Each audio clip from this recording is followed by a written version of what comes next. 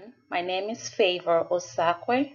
Today I have the pleasure of discussing case study number 6, Kyle, with you.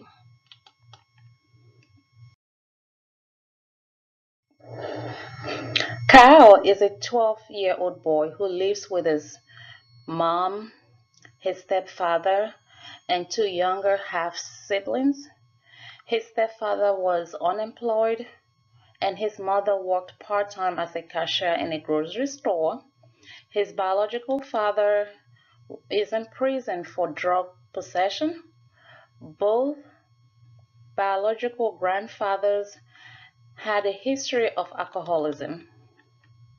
Kyle has a history of ADHD and is on Seroquel and Focalin.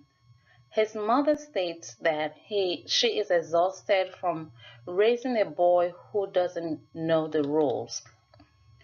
Beginning as a young child, Kyle was usually aggressive, bullying other children, taking their things, and when confronted, he will curse, punch, and show no concern for possible punishment. He was diagnosed with ADHD by second grade, and he began to see a psychiatrist in fourth grade. He had been caught stealing from school lockers. He stole things like cell phone, jacket, laptops. Kyle was disciplined after mugging his classmate for his wallet and suspended after multiple physical fights with classmates. He had been arrested twice for bad behaviors. Kyle was consistently unremorseful and uninterested in the feeling of others. He was disorganized, inattentive, and uninterested in instructions. Constantly, he lost possessions. He would not complete his homework.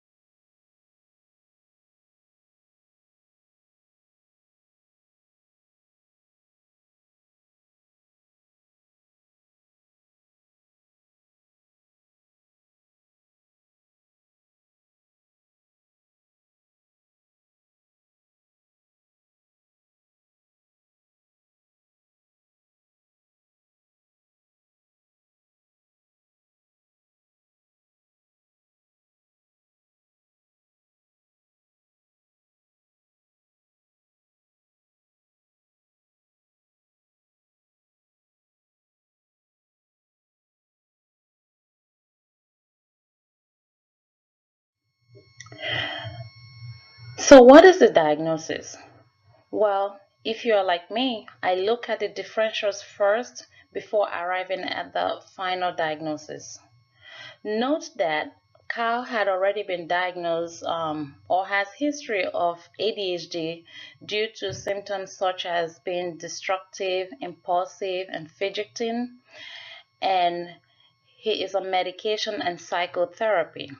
On the other hand, because Kyle had no participation in gang activities, he had not been caught with weapons and had not set fires and had not been particularly cruel to other children or animals. He had never run away nor stayed away from home until late at night. I was able to rule out conduct disorder.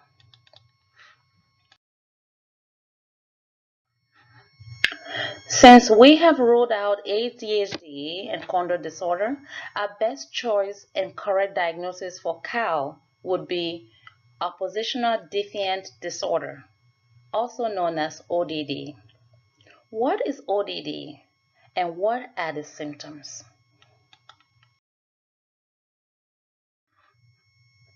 ODD is a disorder in a child that is marked by defiant and disobedient behavior to authority figures such as parents or teachers. It can last for years or be a lifelong disorder if not treated early. The cause of ODD is unknown, but it's related to genetic and environmental factors.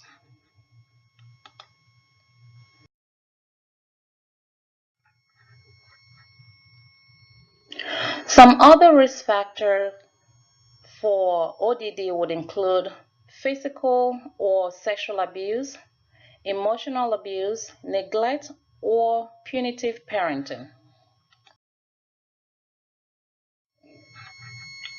Children with ODD often argue with adults, lose their temper, and are very angry, resentful, and easily annoyed by others at a level and frequency that is outside of the expected norm for their age and developmental level. They blame others for their bad behavior. They are spiteful, vindictive. They cause more distress to those around them.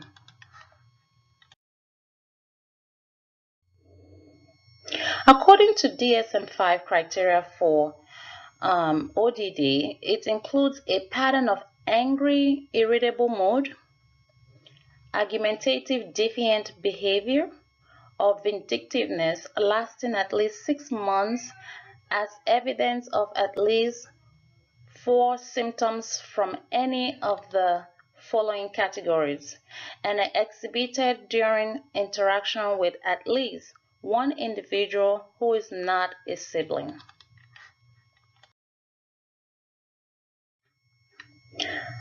As stated earlier, APA divided ODD into 3 subtypes, which include angry, irritable mood, argumentative, defiant behavior, and vindictiveness. To meet the criteria for ODD, the child must display at least 4 symptoms from the 3 subtypes for at least 6 months. So that's a recap.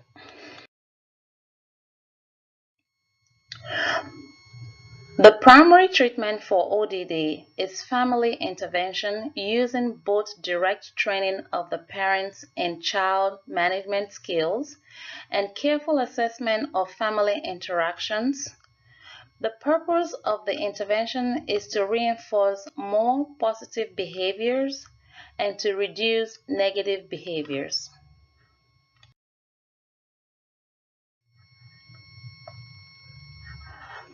If left untreated, ODD can develop into conduct disorder, which is a more serious, destructive, and severe behavioral disorder. Seeking treatment for children and adolescents with ODD is critical to avoid the risks of substance abuse and delinquency. Early effective intervention and treatment will help a child overcome ODD and prevent the progression of ODD into a more serious psychiatric disorder.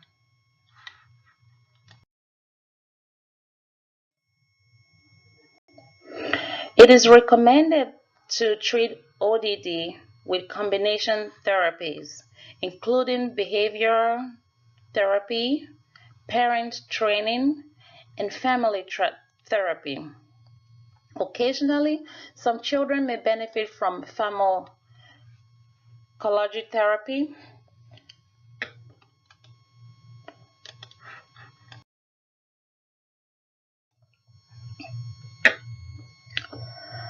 Evidence strongly suggests that parents' management training strategy due to the high effectiveness in the treatment of destructive disorder.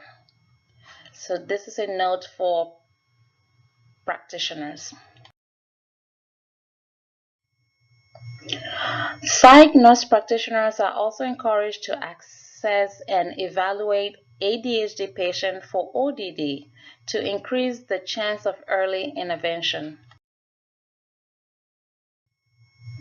ODD has commonly been regarded as a subset or precursor of the more serious conduct disorder, in part because most children with conduct disorder have a history of ODD. Approximately one-third of children with ODD subsequently develop conduct disorder, and 40% of these children will develop antisocial personality disorder in adulthood. Children with coexisting ODD and ADHD are particularly likely to develop conduct disorder.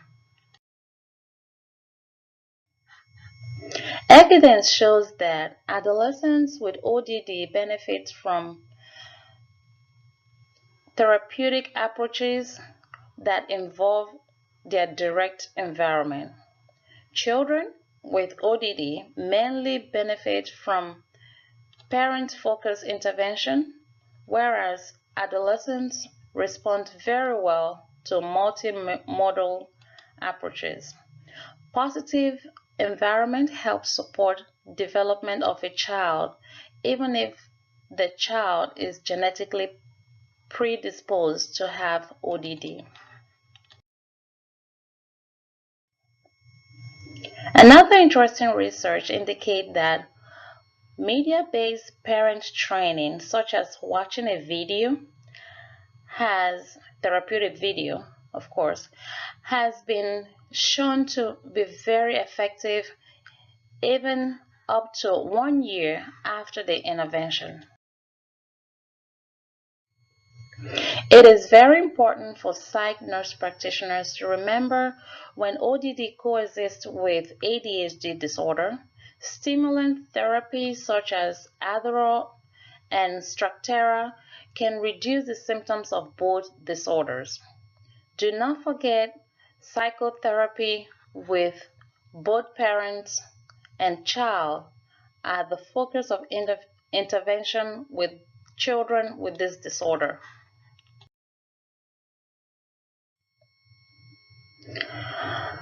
Also, as Psych MP, we need to learn more about ODD and interventions available and be flexible to adjust to available and effective therapies for positive outcome.